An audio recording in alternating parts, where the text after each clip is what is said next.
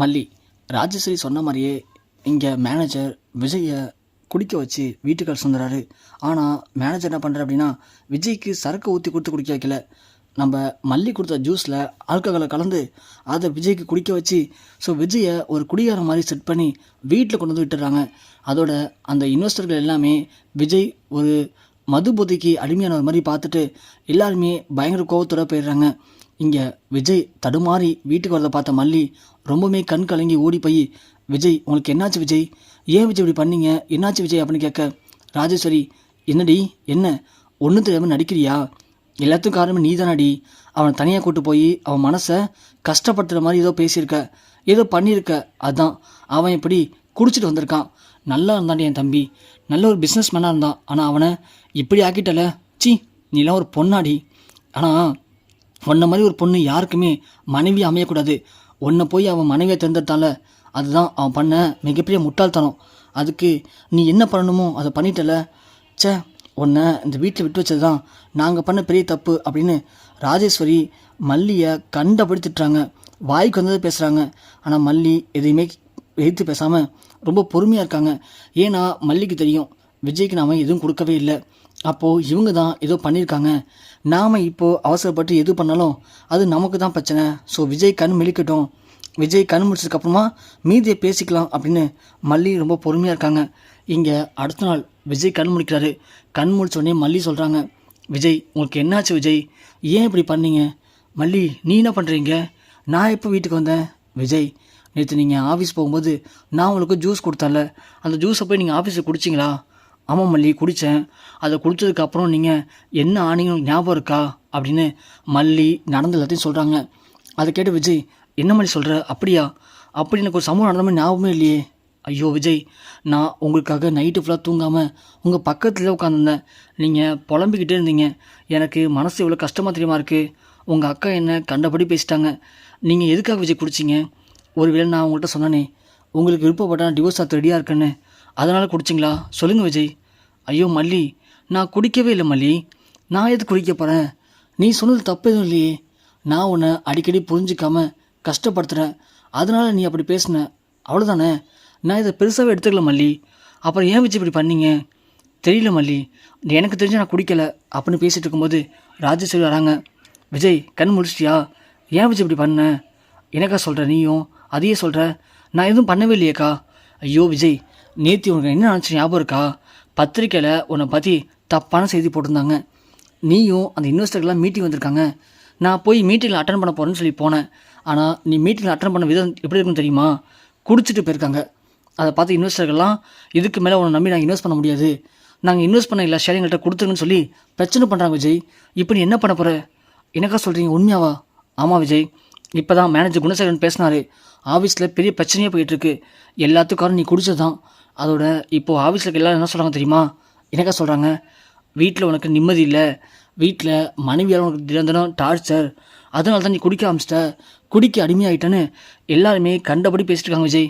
அதை கேட்கும்போது ஒரு அக்காவா என் மனசு எப்படி வலிக்குது தெரியுமா, அக்கா சாரிக்கா, ஆனால் சத்தியமாக நான் குடிக்கலக்கா, நீ குடிக்கல அப்படின்னா அது எப்படி விஜய், அப்புறம் நீ போதையாக இருப்ப சொல்லு பார்க்கலாம், மேனேஜர் சொல்கிறாரு நீ ஆஃபீஸ் போனதும் அந்த ஜூஸ் தான் குடிச்சியான், உன்னை செக் பண்ண டாக்டர் என்ன சொல்லுவாங்க தெரியுமா, நீ சரக்காக குடிக்கலை, நீ சாப்பிட்ட எதுலேயோ ஆல்கஹால் கலந்துருக்கு, அது தெரியாமலே நீ சாப்பிட்ருக்க வாய்ப்பு இருக்குன்னு டாக்டர் சொல்கிறாரு, அப்படின்னா நீ நல்லா நினச்சி பாரு விஜய், நல்லா யோசி, நீ சாப்பிட்ட எந்த பொருள் ஆல்கஹால் கலந்துருக்கோம், சொல்லு பார்க்கலாம், நீ இங்கேருந்து போய் அந்த ஜூஸ் மட்டும் தான் குடிச்சிருக்க, அந்த ஜூஸ் யார் போட்டு கொடுத்தது, இந்த மல்லி தான், எனக்கு என்னமோ இந்த மல்லி மேலே சந்தேகமாக இருக்குது விஜய், அவள் ஆசைப்பட்ட மாதிரி எதுவுமே நடக்கலை, அதனால் விரக்தியில் கூட அவள் இப்படி பண்ணியிருக்கலாம்ல, அக்கா எனக்கா சொல்கிறீங்க, மல்லியை பற்றி எனக்கு தெரியும்க்கா, கண்டிப்பாக அவள் பண்ணியிருக்க மாட்டா, ஐயோ விஜய் இதுதான் நீ பண்ண முட்டாள்தனம், குணசேகரன்ட்ட கேளு, குணசேகரன் சொல்கிறாரு, அது மட்டும் இல்லை நீ குடித்த ஜூஸை மிச்சம் இருந்துச்சுல, அதை நாங்கள் என்ன பண்ண தெரியுமா, டெஸ்ட்டுக்கு அனுப்பிச்சிருந்தேன், அதை அந்த டாக்டர் செக் பண்ணிட்டாரு, அந்த ஜூஸில் தான் ஆல்கஹால் கலந்துருந்துச்சுன்னு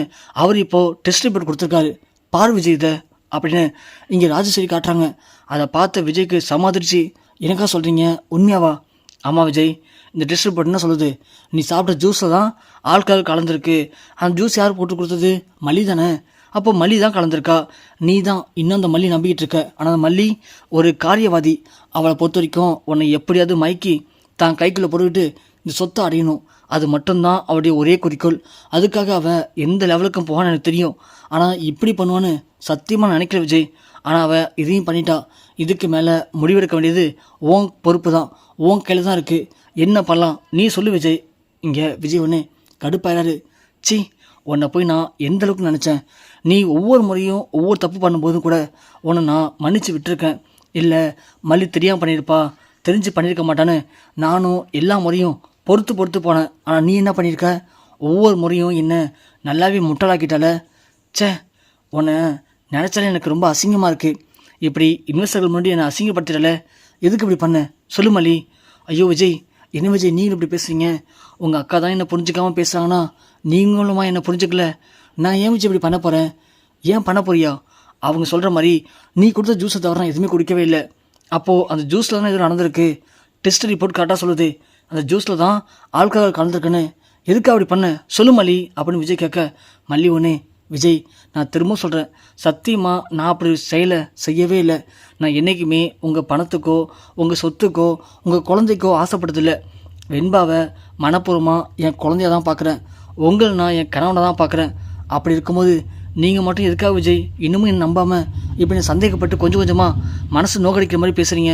ப்ளீஸ் விஜய், நான் அந்த வீட்டை விட்டு போயிடணுன்னா சொல்லுங்கள், நான் தாராளமாக போயிடுறேன்.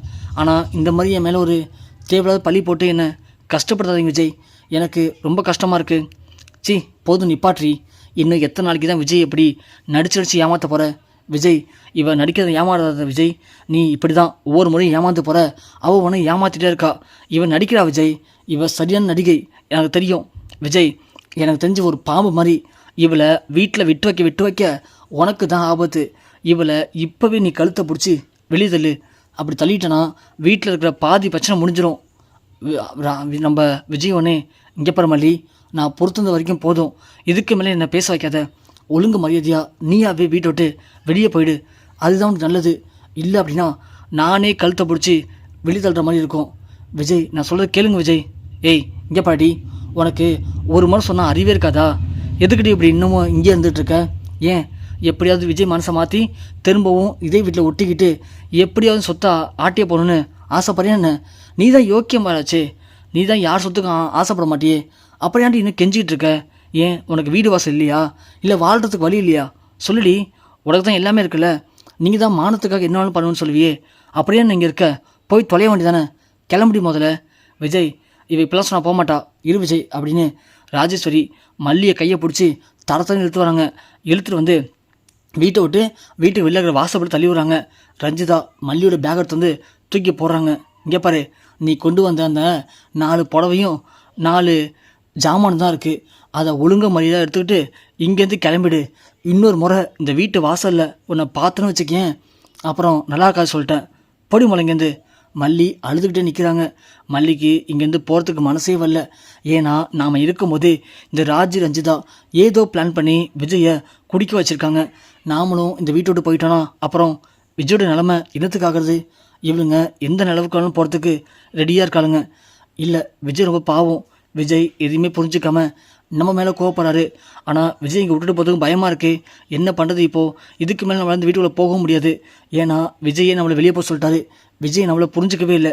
அப்போ விஜய்க்கு நம்ம மேலே சுத்தமாக நம்பிக்கையே இல்லை தானே அப்படின்னு மல்லி விஜய் தன்னை புரிஞ்சிக்காமல் வெளியே போக சொல்லிட்டாரு அப்படின்னு அழுதுகிட்டு ரொம்ப கண் கலங்கி கஷ்டப்பட்டு வீட்டை விட்டு வெளியே போகிறாங்க.